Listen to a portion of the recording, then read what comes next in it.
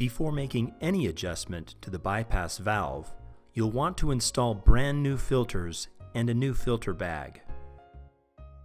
To adjust the bypass valve on the Sensor S vacuum, first find the access port on the side of the power head cover near the height adjustment.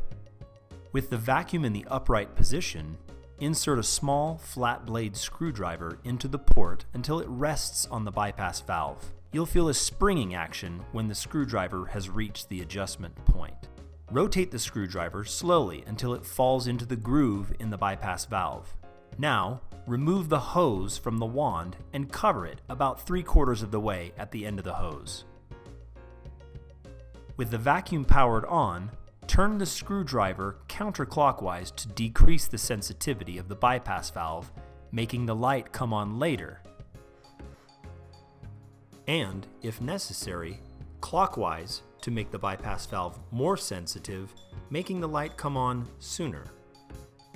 The light should come on with the hose blocked any more than 3/4 of the way.